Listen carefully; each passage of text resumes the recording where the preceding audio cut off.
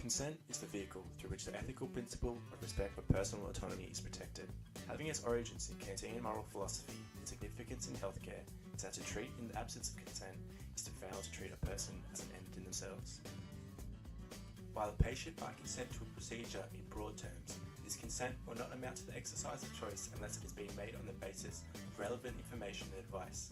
Patients must also be provided with sufficient information about the benefits and risks of the treatment. Assuming the requirements for capacity are passed, the patient is normally given a lengthy consent form.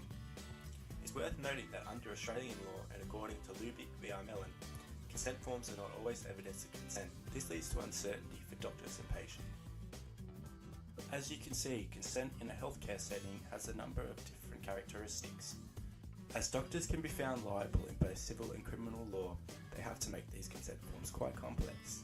This is at the detriment of the patient, and as numerous articles have suggested, the comprehension ability of the patients reading the consent form is nowhere near as advanced as the language being used in.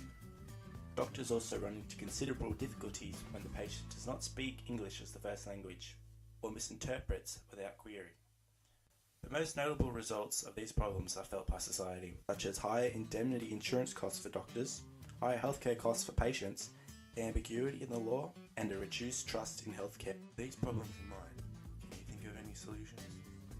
The solution that this video poses is use of technology, specifically iConsent.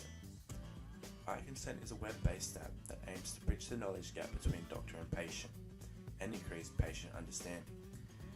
It removes solely text-based consent by promoting interactive consent forms using diagrams and videos. It will cover 100 of the most common surgeries available in Australia. iConsent is user-friendly with common terms and many languages. It also includes live chat with qualified doctors that will be able to answer any queries that the patient has. It is also customizable to the needs of each procedure. The cost of implementing iConsent will be quite high. As doctors and staff will need training on it, it will need to be available in hospitals and clinics. And most importantly, every single detail must be correct. While the cost of this solution might be high, the benefits gained are far superior.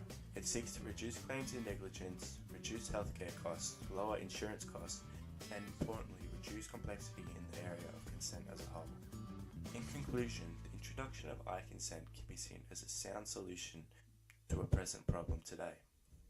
Increasing the trust we have in doctors and consolidating the doctor-patient relationship. Moving forward, iConsent's compatibility and adoption with the law are critical to ensure its long-term benefits are maximised.